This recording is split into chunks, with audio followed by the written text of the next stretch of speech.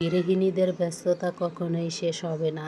আজকের দুপুরে রান্না কি করলাম তোমাদের মাঝে সেটা শেয়ার করব। আর কি করলাম।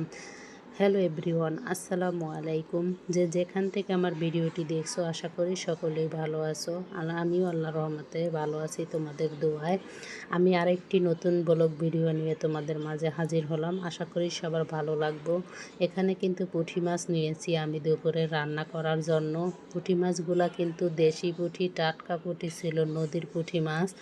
এখানে পাঁচমিশালি মাছ ছিল। প্লিজ আমার ভিডিওটি দেখার সাথে সাথে একটা লাইক করে দিও, আর অবশ্যই ভালো লাগলে সাবস্ক্রাইব করে রাখো। আরও নতুন নতুন ভিডিও পেতে তোমাদের একটা সাবস্ক্রাইব করলে কিন্তু আমরা অনেকটা উৎসাহ পাই। যাই হোক, আমি কিন্তু পুঁটি মাছগুলো একটু ভেজে নিব। অনেকে কিন্তু এই পুঁটি মাছগুলো ভাজে না, দেখা যায় না ভেজেই হাতে মাখিয়ে রান্না করে। এখানে বেগুন আর টমেটো দিয়ে রান্না করে, বেগুন না সরি টমেটো দিয়ে হাতে মাখিয়ে বেশি করে পেঁয়াজ দিয়ে রান্না করে। আমি আজকে রান্না করব গাছের শাক দিয়ে। এখানে কিন্তু ঢাকা শহরের বাসায় কিন্তু দেখো আমি পুঁই শাক লাগিয়েছিলাম। মাশাল্লাহ, শাকগুলো অনেক দেখতে সুন্দর হয়েছে, ভালোই হয়েছে মাশাল্লাহ। আজকে কিন্তু ছিঁড়ে নিয়ে আমি নদীর পুঁটি মাছ দিয়ে রান্না করব। খেতে কিন্তু দারুণ হয়েছিল। হঠাৎ করে মনে পড়লো যে গাছের থেকে একটু শাক পেড়ে নিয়ে তারপরে একটু মাছ দিয়ে রান্না করব। এই দেখো আমি কিন্তু শাক তুলতেছিলাম, আর শাকের পরিমাণটা ছিল কমেই, তার জন্যই দেখো আমি এখন শাকটা তোলা হয়ে গিয়েছে। এখানে কিন্তু আমি শাকগুলো ধুয়ে নিতেছি। শাকগুলো খেতে কিন্তু মাশাল্লাহ অনেক ভালো লেগেছিল। চলো শাকগুলো ধুয়ে কেটে রেখে দিয়ে এখন আমি রান্নার প্রসেসিং করব। এখানে কিন্তু পেঁয়াজ একটু ভেজে তারপর মশলা দিয়ে এখন কষিয়ে নিব। দেখা যায় আমরা গ্রামের মানুষরা টাটকা শাক, টাটকা সবজি খেয়ে থাকি। ঢাকায় ও শহরে বসেও যে এভাবে সবজি খাওয়া যায় সেটা আমরা অনেকেই বুঝি না। অনেকে আমরা ফুল গাছ লাগিয়ে থাকি। ফুল গাছের পাশাপাশি যদি এরকম পুঁই শাক, এরকম করলা এরকম যদি তোমরা লাগিয়ে থাকো তাহলে টাটকা টাটকা সবজি খেতে পারবে। এখানে আমি দেখো কিছুটা আলু দিয়েছি, তারপরে দিয়ে দিলাম কিছুটা টমেটো। আমি আর হাতে মাখাবো না, আজকে শুধু কষিয়ে রান্না করব। সব সময় হাতে মাখানো তো খেয়েই থাকি আমরা গুঁড়া মাছগুলো। এই দেখো আমি এখন একটু কষিয়ে তারপরে রান্না করব। এখন কেটে আর ধুয়ে রাখা শাকগুলো দিয়ে একটু ভালোভাবে কষিয়ে নিব, যাতে পানিটা বের হয় আর কষানোটা সুন্দর হয়। আর গাছের শাক খেতে কিন্তু অনেকটা ভালো লেগেছিল। আমরা শহরে থেকেও এভাবে গাছ লাগিয়ে খেতে পারি। এখানে টমেটো, আলু কুচি, সামান্য পরিমাণ আলু কুচি আর দিয়েছি শাক, আর একটু পানি দিয়ে ঢেকে বসিয়ে দিলাম। কিছু সময় জাল করার পরে এখন দিয়ে একটু নাড়াচাড়া দিব। নাড়াচাড়া দিয়ে এখন মাছগুলো দিয়ে দিব।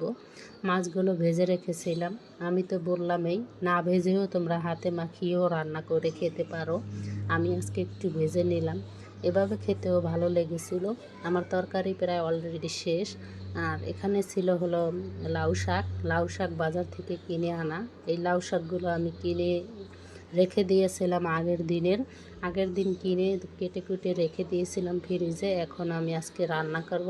লাউ শাকের মধ্যে একটু আলু দিয়েছি যাতে খেতে একটু ভালো লাগে, লাউ শাক খড়খড়া না হয়। লাউ শাকের মধ্যে একটু আলু দিলে, একটু সিম দিলে খেতে আরও বেশি মজার হয়। এখন শাকগুলো আমি ধুয়ে নেব। প্লিজ আমার ভিডিওটি দেখে থাকলে কন্টিনিউ একটা লাইক করে যেও বন্ধুরা। এখন আমি একটা কড়াই বসিয়ে দিয়ে ধুয়ে রাখা শাকগুলো দিয়ে দিব। শাকগুলো দিয়ে তার মধ্যে দিয়ে দিব পেঁয়াজ, রসুন, এখানে মরিচ, এগুলো দিয়ে দিব। সব একে একে দিয়ে এখানে দিয়ে চুলাতে বসিয়ে দেব।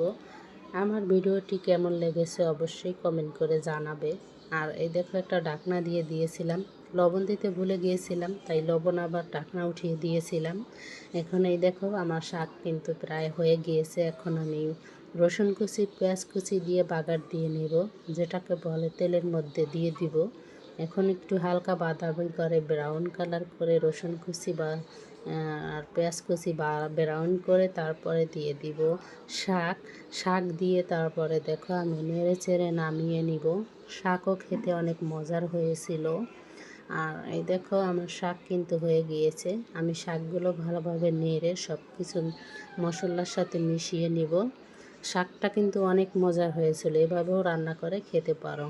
এখন আমি টেবিলগুলো পরিষ্কার করে নিব, আমার রান্না প্রায় শেষ। এখন টেবিলটার ভাবলাম যে একটু গুঁড়া সাবান দিয়ে একটু পানি দিয়ে ভালোভাবে একটু ডিপ ক্লিন করে নিই। একটু ডিপ ক্লিন করলে কিন্তু বেশি ভালো লাগে আমার কাছে। আমি অনেক সময় পানি দিয়েও শুধু মোছামুছি করে রেখে দিই। আজকে একটু ভাবলাম যে একটু সাবানের গুঁড়া দিয়ে ভালোভাবে পরিষ্কার করে নেই, কারণ একটু সাদা সাদা হয়ে গিয়েছে আর কেমন জানি একটু ঝোল টোল লাগলে কিন্তু অনেকটাই মানে কেমন হলদে হলদে ভাব থাকে।